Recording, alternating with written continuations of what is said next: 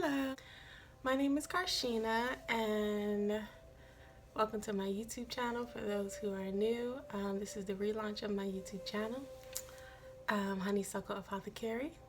I wanted to do this video today to talk about why I've been off, where I've been, how this 2020 started for me. I know 2020 has been crazy for everybody, and I feel like at least, you know, people I know, it's been crazy personally as well. Everybody has had a personal battle to fight, and I want to talk a little bit about my battle.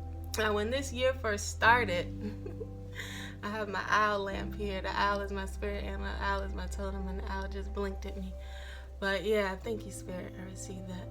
But when this year first started, Christmas 2019, when this year first started to me, or at the end, when 2019 was ending, I was coming out of a very toxic relationship that actually ended on Christmas Day. It was super long. It lasted over, about 15 years. I was in this, never married, was in this relationship that was becoming and had become increasingly toxic. So that ended. I ended that abruptly, which was freeing, very liberating. And because of that, of course, feelings and heartbreak and things like that come with that. And I was also working more. I have 2 boys, so I was also working more and trying to, provide and keep their way of life going. Okay, so I was working, I was doing this. I had just broke up with my longtime boyfriend. That relationship was completely over, and I was getting ready for the new year. And one thing you have to know about me, I feel like I need to say now, is that I don't always, the way my body works when I'm stressed, or when I'm stressed out or upset about something, I don't always show it. You can't always tell. Like, I can still have on this happy face. I'm a Gemini. We find the silver lining in everything. I can't stay upset for long, and because of that, you can't always tell, how much stress I may be under, and a lot of times it comes out physically in my body. Like, I've gotten hives before, or different physical ailments that there's no, we can't figure it out, but it's usually something minor like hives or something. But this time, I was at work, and I'm a nurse, and I was at work, and I was passing my medicine, or I had finished everything, but it had started, I was having these pains in my stomach, and it felt like cramps, like menstrual cramps. So I thought it was menstrual cramps. I had a very irregular period at this time, and it was very heavy. I have hyperthyroidism. Hyperthyroidism, and that was kind of off. That was off balance, and some other things. But it, so I thought it was menstrual cramps. I thought it was really bad menstrual cramps, and it was so terrible. And I tried to leave work early. They wouldn't let me leave work early because there were some. But anyways, so I had to wait until I think I ended up busting out in tears at work or something. They ended up letting me go, or ended up leaving like 30 minutes or something. But I went, long story short, I ended up going to the hospital. My kid's father saw me and saw how upset I was, and I couldn't even walk at this point on my own without being in extreme pain in my stomach, So he took me to the closest hospital, Chesapeake General Hospital here in Virginia.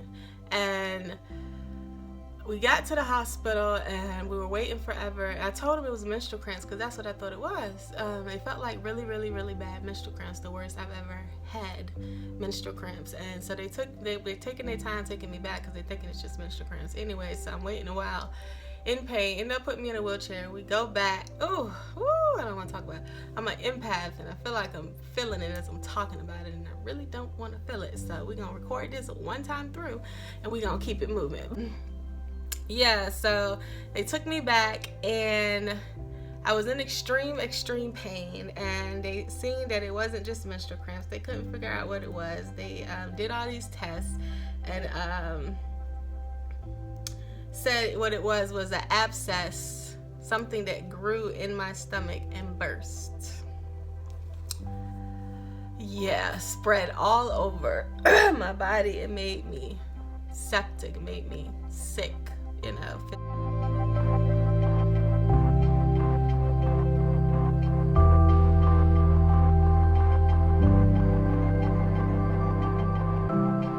They were trying to figure out how to handle it, and I guess they didn't know how to handle it, and they gave me something, and I guess my blood pressure was skyrocketed as well, because of course I'm in pain and I have hyperthyroidism that was not balanced at this time. So the doctor ends up coming in and he ends up giving me, this is where it gets terrible, shady. He ends up giving me, I was at this hospital and they made a whole lot of mistakes. They almost killed me. Yeah, but so the doctor ends up giving me an injection. First of all, the nurse offered to do it. He was like, no, I'll do it. He gave me an injection of something. I can't remember the name of it because I was completely out of it. My cognitive skills were gone.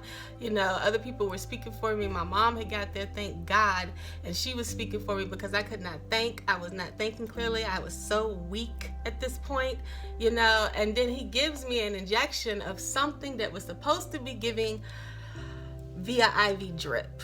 So a medication that was supposed to be dripped slowly and diluted. In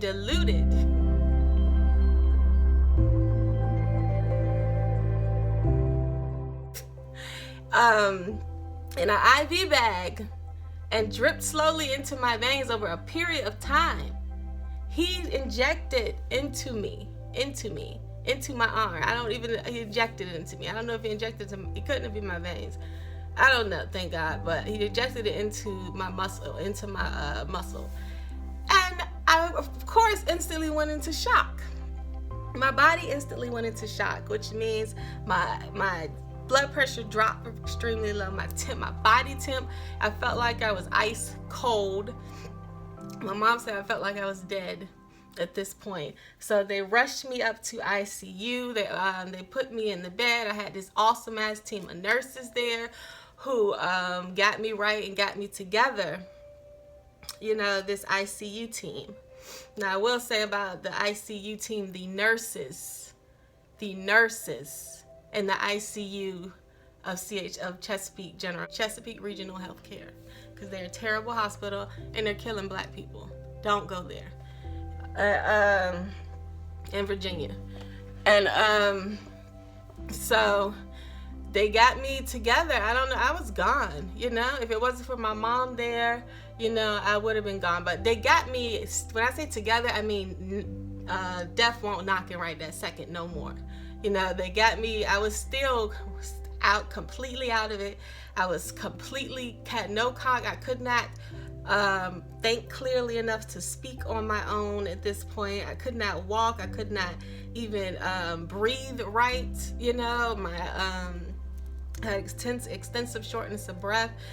This is all pre-COVID, you know. Thank God that it wasn't full of COVID people in this hospital at this time. But yeah, and yeah, so I was near death. Now I was at Chesapeake Regional for a week, and during that week, I lost all the weight. I lost all the muscle. I was nothing. I put a video in here and I'll put pictures in here.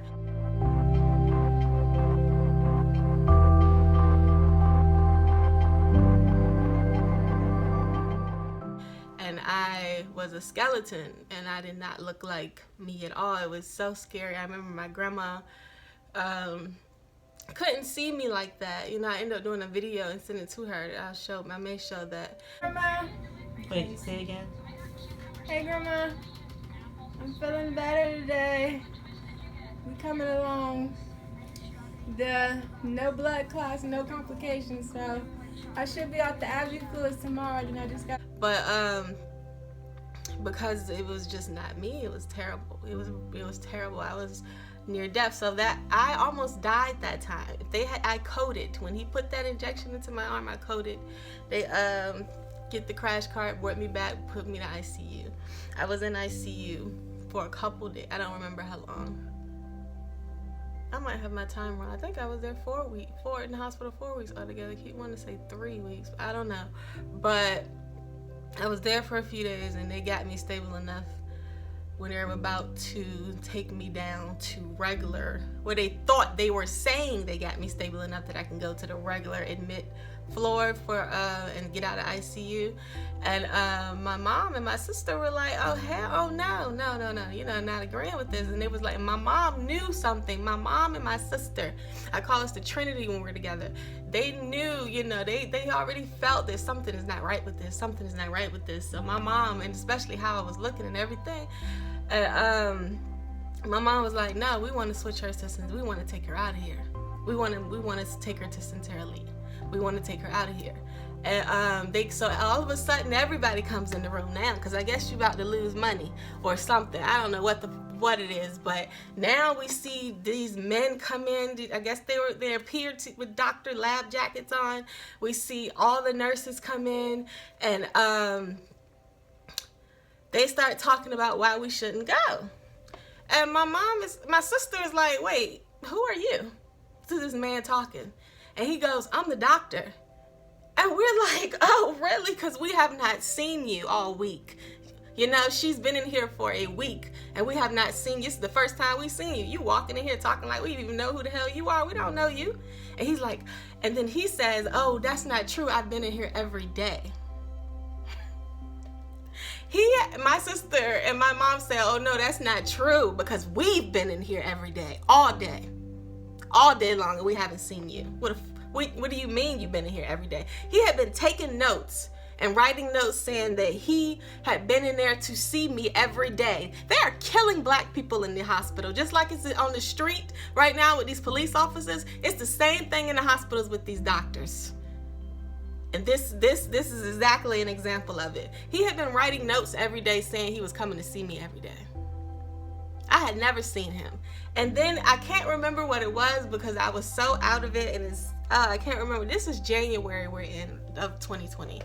And he said something, and all of a sudden nurse skills came back to me in my head, and something flashed on from nursing, and like he said something so crazy and so insulting to a normal person who doesn't know medical terminology and doesn't know about the process of the body and how stuff is supposed to be handled in a hospital in an organized way and all that it triggered something, and I just snapped into it one quick second, and I got him completely straight.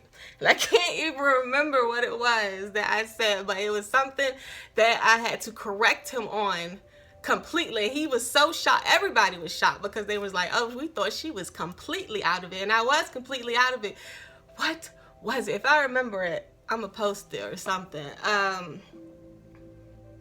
about what it was. But it was something that I just had to, like, you're not about to sit here and play my sister and my mom and try to talk to them like, they're ignorant or whatever. And I know what you're talking about, and I know ain't no way in hell this could be what you said is. So we got him straight real quick. And he was so shocked that I won't even say what he did, but he bypassed HIPAA. And he said some information, and he said it in a way that was defaming me, or if that's the way to say it, a defamation of character type thing, and put out there for everybody, and tried to anyways. It ended up being some BS with that, and everybody was like, oh, so now we see how you are. Now we see how you got caught up because you thought that she was out of it, and she came back and completely turned that around and showed your ass and showed you one quick time. So at the end of this, they're supposed to be trying to talk us out of leaving, and they try. So what they say is, I'm in such a weakened state that if I leave, I could die on the way there. That there's more chance that I could die during the transfer process. And that's what you say to a mother to get her, of course they're gonna say something like that to get her to let me, stay there or whatever. So we ended up staying there. The nurses had completely turned. He thought the nurses was gonna have his back when he came in there. The nurses had our back when he came in there, So this doctor, this white man, this man of European descent, completely lied and falsified that information. So Now they had me on such a high dose. Let's move on to now I'm in a regular admit room. Had to leave all those beautiful ICU nurses. And I'm in a regular admit room on a different floor. And yeah, so this is Chesapeake Regional. And so I'm down there now. And what they did down here, I'm trying not to make this too long. What they did down here is they kept me dosed up. So at this point, my lung capacity is very low. I can't breathe very well. They got me on, why can't I think? They got me on, not a respirator, a pump, and a nebulizer treatments. When you put the nebulizer machine in the mask over your face and you breathe in the medication. And I was nothing. I was gone. You know, you see the picture, you see the video, you see I was gone at this point. They had me, and what they did the whole time. So what we know now, we know there was an abscess that busted in my stomach, and it caused me to be septic. And then, you know, I went into shock when the dumb doctor did that. And so now that I'm not in shock no more, they can put me back in the regular hospital area. But I'm still dealing with the fact that there's an abscess that busted in my stomach. So what are they doing for the abscess? Nothing. This is what they did while I was at Chesapeake Regional. They kept me on a high dose of morphine that I can't remember now, 3 or 4 milligrams or something like that. And they gave it to me every 2 hours. You can't do that. They gave it to me. Because I was in so much pain. I was in so much pain, you know, because of this. And their solution was just keep her out of pain, no matter what. So I was so doped up the whole time that I almost died in this hospital. Like I got coded and was going under, and they had to bring me back. So this is number 2 time that I almost died so far, and they had to bring me back because of we didn't know what the hell was going on. I never came down. I never came off of it. I'm not enough to sober up to know what the hell is going on. My mom and my sister, they don't know, you know, what pain, you know, medication dosages should be like and stuff. They don't know that's what's causing me to be so out of it. They thinking it's the condition that I'm in, which it was. But on top of that, you kept me doped up the whole time I'm there. So I'm there for a few days, and then they send me home. Oh, you're good enough to go home. What have we done? Not a goddamn thing. They sent me home to die. I'm home now in my house. I'm upstairs in my bedroom. I'm laying in the bed. For some reason, I went to go take my medicine. They had me on these, they did have me on antibiotics, but they had me on the antibiotic dose that was so low. While I was in the hospital, they had me on IV drip antibiotic that was so low that it would not do anything for anything. That's what I found out later. But yeah, and so they sent me home with these antibiotics. I go upstairs to try to take it or whatever, so I'm in the bed. It took me forever to get upstairs. I don't even remember how I got up the steps. I think my sister had set me up there before she went to work. I'm not even sure. But so I'm in the bed, and I feel myself going. I feel myself drifting away from this world. When George Floyd said, I can feel myself going, I'm leaving, I'm going, something he said like that, I know what he was talking about, because you feel it. You feel the life leaving your body. And that's what I felt. Lord, don't cry. Woo! Anyways, okay. But I felt the life leaving my body. And as a nurse, I said, I'm going into shock. I'm septic. I'm going into shock. Something has happened. I'm going into shock.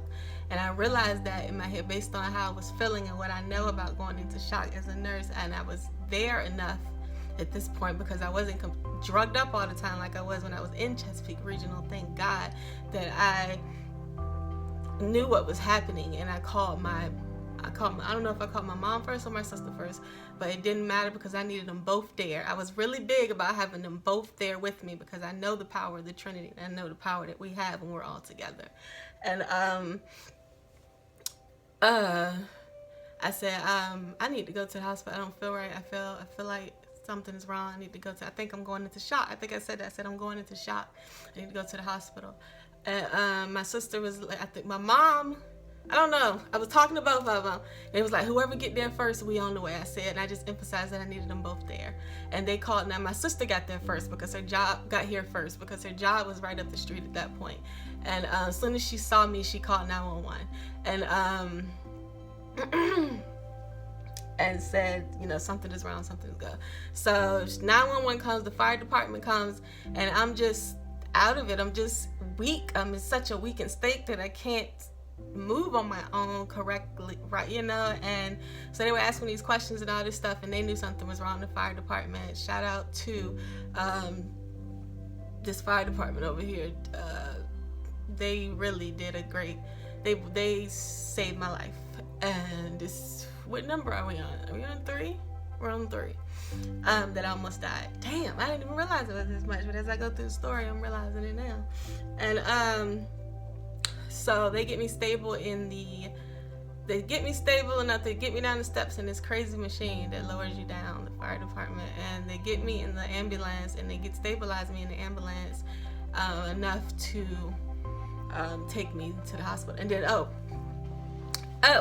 and so while I'm up in the room, before they were about to bring me down, my mom arrives, because my sister had arrived first. My mom arrives next. And then the fire department wouldn't let her by. My mama was like, oh no, do you know who I am? That is my daughter. You better move. Like, if you don't know my mama, people know my mama. You don't play with my mama, first of all.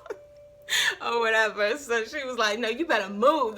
So she gets up there in the room, and she's like, and they're like, okay, we're going to take you to the nearest one. And she was like, if you're taking her to Chesapeake Regional, then don't touch her. Don't touch her. Because we are not going back there. We're going to Sentara Lee, which is further away and in a different city. It's in Norfolk. I stay in Chesapeake. If you're taking them, then no, we're going to Sentara Lee. We're going to Sentara Lee, period, So they agreed that they would take me to Sentara Lee if that's where we wanted to go. So thank God, because not going back, I needed her there. I mean, of course I needed her there, but thank God for her. And, so we get in the ambulance, we go to Sentara Lee. When we get to Sentara Lee, they stabilize me, get everything right. Shout out to Sentara Lee General Hospital. Sentara Lee General Hospital. Dang, I have so much respect for this place. And I get up there, and the first thing they get me stabilized, of course, bring me back to life, of course. But the first thing they do, what's the first thing you gonna do besides addressing the pain, getting me on the pain dose? When they got me on pain medicine and I told them what they were giving me at Chesapeake Regional, the nurse looked at me like I was crazy. She said, oh, we don't do that. We don't give that high of a dose, first of all, and we would never give that high of a dose every 2 hours. They didn't even do that at Sentara Lee. That wasn't even part of that was a dangerous level. They would never even do that. So, and then they also said they get me on antibiotics first off. That's the first thing we're going to do before we get you all these tests done that we need to get done. First thing we're going to do is put you on antibiotics. Now, mind you, they did do tests at Chesapeake Regional to figure out what was wrong with me, but they did nothing about it. But, so they put me on antibiotics, and I tell them what the antibiotic was, because I guess I was retaining, as a nurse, I'm still retaining information when I could. And I told them what the antibiotic dosage they had me on at Chesapeake General and stuff. And the doctors, I heard them talking, and they're like, that's not even enough to do anything. They said, oh no, that dosage is too low to work. Chesapeake Regional Hospital is killing Black people. So the first thing they do after they get me on this antibiotic and they get me on something for pain, they take me down to get all these tests and everything done, the ultrasounds, the x-rays, all that, just to see what's going on, where this abscess is, where the fluid is, because remember, the abscess, it busts, so there's fluid. So what's the first thing you think you should do if there's, this foreign foreign bacteria laced fluid in somebody's body. You drain it the funk out. You drain it. You get it out. Tara Lee, day one, they corrected every mistake that Chesapeake made. They got a drain in me the same day. They did a little surgery thingy and they put a drain in me, and they began to drain out this pus, this nasty disgustingness. I'm sorry, y'all, but they began to drain it out of my body. Because how are you going to treat it with the antibiotic when it's still in the body in such a large amount, you know? So we're at Sentara Lee. At least I know I'm getting the correct care. When I was at Chesapeake Regional, my mom and sister stayed every day, all day. It was always somebody there 24 hours a day with me because we did not trust them. When we got to Sentara Lee, it was a breath of fresh, it was a relief. It was a sigh of relief, a little bit. You know, we were still in the wood because I still had a long way to go. But at least we know that the care was being, you know, good care. I had a team of doctors that were A1. When I tell you that they didn't know what was wrong with me, they didn't know what was wrong with, they knew it was abscess on it, but they didn't know where it came from, how it got there. They tried to test the bacteria in it to see what type of bacteria it was. It came up inconclusive. Like, they have no idea what this is or where it came from. Before this incident happened, I had so many synchronicities and so many dreams and visions from spirit, from my entire spirit team, that let me know that I didn't know what it meant when I had them, but when I was sick, once I got to Sentara Lee, I remembered these dreams. And I had a dream that one of the dreams I had was we were going through the house. I was turning out each light and I was shutting each door. And when I went to go turn out the last light and shut the last door, I shut the last door, and when I went to go turn out the last light, and all the lights came back on and all the doors came back open. When I was in the hospital, that was one of the dreams. When I was in the hospital at Sentara Lee, every system in my body kind of shut down. My lungs, I told you when I was at Chesapeake, my lungs were shutting down to the point where I was having trouble breathing. It didn't get terrible where I couldn't breathe on my own, but I had intense short of breath and wheezing and that type of thing. And it kind of was exasperating, hurt, work. I was breathing what we call your auxiliary muscles, like it hurt to breathe, and your whole chest moves when you breathe. And and then when I was at Sentara Lee, my kidneys shut down. I think that happened at Chesapeake too. My kidneys shut down to the point where I wasn't peeing out anything, and my body, my extremities, my arms and my legs and my feet were huge. I was so swollen. I had so much fluid on me because nothing was coming out. I wasn't peeing anything out. I couldn't walk. I had extreme muscle weakness. I couldn't walk on my own. I could walk with help, but I couldn't walk on my own. So every time something would come up, they would address it. They would, what else happened? Something else happened. And I would usually go along with it because they were taking really good care of me. I had the best team of specialists. I was a case study. They had like student doctors coming in, with a whole bunch of them, the students, because they had never seen a case like this. They didn't know what it was. And I had great nurses. I had this really great doctor, this older white lady, and she would just come and hold me and I would fall into her arms. That's how weak I was. And she would just, rub me, and she was like a mother, a grandmother figure when my mom wasn't there, it was very loving. And she would tell me, so we're going to have to do this and we're going to have to do that.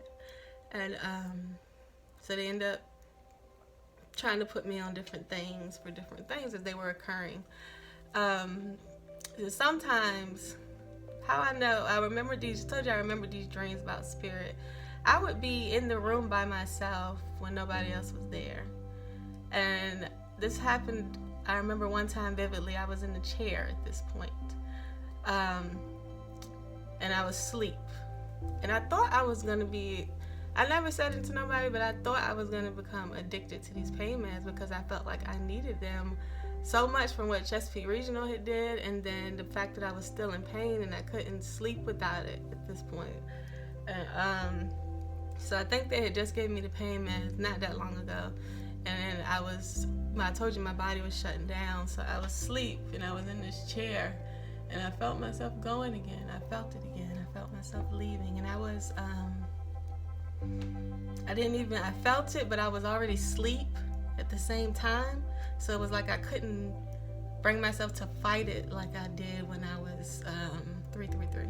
Like 333. Ooh, 3333. Thank you, Spirit. Like I was when I was at home that time. And so I was going, and all of a sudden I heard something go and tap me on my thigh. So I felt and heard somebody tapped me on my thigh, and it's getting dark, and and it brought me back, and I opened my eyes and I looked around and I was like, who did that? There was nobody there. I almost died again with nobody around that time. Spirit brought me back. My guardian angels, my ancestors, they tapped me. They girl, wake up, because you ain't going nowhere, not just yet. This is for. Woo! There were so many times that I almost died, and I'm not even playing when I say that. I mean, I was on my way out of this world, and brought back. And some, not all, and I brought back by the great nurses. But not all the time was anybody around. Spirit brought me back a couple times in that way where they had to knock me back to life, or not slap me like, you ain't going nowhere. Did I ever think I was gonna die? No. I never thought I was gonna die. Everybody, I think a lot of people were worried. My family was very, shaken up, of course. I love my family. They came through like, warriors, all of them. Not just my mom and my sister, my grandma, my cousins, they were so there for me, and I love them so much. But, that was my experience. Now, so they were trying to, and the way my body works and the way I know how the body processes things, I knew that my body was trying to get rid of this infection. And sometimes when your body is trying to get rid of something terrible, it's gonna not send blood or send oxygen or it's gonna take away from some of your other organs in your body, because it's giving everything it got to get rid of this, dis-ease in your body. So because that's why my lungs were kind of like, they had to give oxygen somewhere else. And that's why my kidneys were sacrificing, because we had to get rid of this thing that was happening. And I knew this and I wasn't worried about it, but everybody else was worried about it, oh, her kidneys, da. So they went to go put me on Lasix, but they were doing so much right. They were draining this infection out of my body, and they actually had me on an antibiotic dose that was helping, and they did everything so right that my body was coming back. I began to come back, and they were about to put me on this Lasix. They were just about to put me on this Lasix. The Lasix makes you pee. It's because, remember, I was swollen everywhere. They were just about to put me on this Lasix, and then my kidneys came back, and I was running to the bathroom every 5 seconds. I'm running to the bathroom to the point where I had to, and I was walking more. I had my walker, and I was using that to go back and forth. But it was getting so bad that I couldn't make it to the bathroom in time, so I ended up sleeping and everything. Plus the bed was really uncomfortable, so Tara Lee do something about that. But so I was sleeping in the recliner that was right next to the bathroom, and because I was going, then my kidneys came back, and the kidney doctor came in and was like, "Oh, I'm about to start you on this Lasix." I was like, "Yeah, but I'm running to the bathroom a lot," and he was like, "Okay." He said, "Well, you're coming back, your kidneys coming back, so let's see what happens with that, your function, before we put you on Lasix." Great doctors at Sentara. So that's what we did. I think this is called Towers Physicians, the group they worked in Sentara. But so I ended up not needing to go into Lasix. Now, another thing that happened was my blood levels were dropping. Because again, my body was like, there's something else more important, and that we have to do right now, and we're not working on making, they couldn't make enough red blood cells as fast as, I needed them, because the white blood cells, we're trying to fight this infection or whatever. So just basic. But so I was dropping lower and lower my blood levels, my labs. So they came in, and I was still really out of it at this time. I was still really weak. And I remember the old lady doctor that I fall into her arms, and I fell into her arms, and she was rubbing my hair, and she was holding me, and she was like, you're dropping lower and lower. We're gonna have to give you I don't know why I can't think of no medical terms right now, but we're gonna have to give you infusion of blood. I can't even think of the term for it right now. It's ridiculous, but we're gonna have to give you blood, basically. And that's another time where I had been going along with everything because they had been taking very good care of me, but it's just one of my things that I don't want nobody else's blood in my body. Not unless it's a dire emergency and I'm bleeding out, about to die right then, But so I was like, no, I don't want to do that. I don't want to do that. And she was like, okay. She said, okay. She said, we'll watch it. It's not super duper low right now. We'll watch it, and we'll give you iron infusions, because iron help your blood to come back up, your blood levels to come back up, help you to make more red blood cells. So, great doctors at Sentara Lee. So that's what we did. Now the nurses did try to talk me into it, like, you need to do this, but the doctor was like, no, we'll just give you iron infusions. I see you, spirit. So that's what happened, and of course, as quickly as the infection was leaving my body and going away, the quicker then my body, everything else was coming back, and my blood level rose, and I didn't need to get blood. So, which I knew, the whole time I knew this was gonna happen. I knew I wasn't gonna die. I knew it wasn't my time to die. How did I know that? I don't know, because I know spirit, and I know spirit would have told me if it was time for me to go. I've never questioned spirit. I'm so grateful for the universe. I'm so grateful for the universe. I'm so grateful for my spirit team. I had visions at this time of my spirit team. My whole spirit team surrounded me. My ancestors, my guardian angels, the angels, my gods and goddesses on my whole spirit, and the divine, higher source. I had visions of, my whole protection. And then I had so much. I was so weak, and I always say I was laying on a bed of prayers and protection. I was laying on a bed of prayers because I had so many people praying for me from every different culture, from every different belief. I had Christians praying for me, and I had my cousins, I had spiritualists in Texas, at their altars for me. Even though I had dropped off the face of the earth, nobody knew what was going on. With me, I had sister witches lighting candles for me. Because and some of them didn't even know what was going on, but they could feel the energy, and they could feel that something wasn't right. Yeah, shout out to my cousin Sade, I love you. Shout out to my sister Shannon, I love you. But yeah. My sister Jai, Tia, my mom Sonia Jones, we came through. My aunts, my aunt Rashida, she got a business too, like all of us. Anyway, but she was making me nutritious meals, herbalist type meals, and bringing me back these specials, superfood soups and everything, like washed me up, like I couldn't wash myself up, like I was in the worst of the worst condition, but so that's what I went through. So I was in the hospital until February. This was very hard on my children and everything, as you can imagine. I wanted to get out in February because I wanted to be there for my son's birthday. His birthday the year before wasn't that great, and I had promised him a better one this year, and he was turning 7. So just really wanted him to have a good birthday. I really wanted him to have a good birthday. So I ended up getting out like a week before his birthday. But of course, Sentara Lee, when they send you home because you're able to go home. Not because they're trying to get rid of you and send you home to die. So So, and I had been trying to go home. After a while, I was feeling pretty much myself, and I was so tired of being in the hospital that every day I was like, can I go home today? Can I go home today?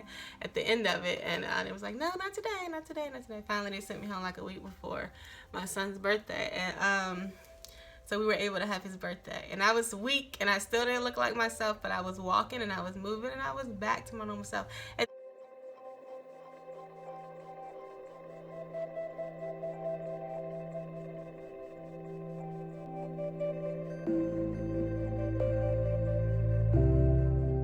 This time, my sister had moved into my house and was taking care of my children. I love my family, you know? And she had moved in. She doesn't have any kids of her own. She had moved in and she was taking care of my family. Yeah, we gotta do it right, you know? But yeah, and was taking care of my boys and getting them back and forth to school and everything. She completely took on the role as a mother, as a 25-year-old woman, you know, with no kids, and killed it, did a great job. So yeah, I came out of the hospital and we had my son's birthday and everything. So that was my battle, that was my struggle, you know. I gotta keep this, is getting too long, because that's just where it started. That's how 2020 started for me. Every day I got better. Weed, marijuana brought me back to my senses. Like, literally, I thought I was gonna be in this wicked, not myself state forever. You know, that's how weak I was. I was like, am I ever gonna be back to normal? Am I ever gonna feel like my old self? This is after I was home and I was on the phone with my sister, on the phone with my friend, my friend Shannon, and I was like, I'm gonna hit this bowl. This weed been here since before I went to the hospital. I'm gonna hit it real quick. So I hit it, my first time hitting it again, and I completely, over the phone, she said, oh wow, you sound like yourself again. Completely brought me back. Completely brought me back. So can't nobody say nothing to me about marijuana, about Sensimina. You hear me? Sensimila, cause yeah. Completely made me feel like myself again. I had no problem getting off the pain pills like I thought I would have. I wasn't addicted, because I don't like being addicted to anything, like, you know, even like soda, eating anything that I feel like makes me need it or want it. I can't stand it, and I'll naturally reject it anyways. But I was just worried about that pain medicine. But no, I was good. But yeah, so that's how that was my battle. That's how it started for me. I also had some other stuff that happened with my kid's father. Ended up, you know, going through a lot with him, because, you know, we had broke up and it was not amicable, and I had basically ended it all of a sudden. So I was going through all that. Anybody who know, break up after that long, they think it ain't over when it is over. Ended up messing up my car. Ended up having to get a, you know, car. But I mean, going without a car for a minute. A lot of stuff happened, but Spirit kept me. I did not have to work. I had lost the job that I thought I was going to be able to go back to, yet my bills were paid. I didn't get any government assistance or anything besides, I think I got food stamps, but I was denied for everything I tried to get. But still, Spirit kept me, and I can't even tell you how my bills got paid. Shout out to my landlord. But I was just extremely blessed, and the universe really kept me to the point where I could stay home an additional amount of time past the doctor's orders, to an additional amount of time where I felt good enough to go back out into the nursing field, because that's a demanding field. It's not nothing you're gonna, you know, go and not have to do nothing. Not you're not doing it, but nothing that you're gonna be on your feet. You're gonna be moving. So yeah, that's how it started for me.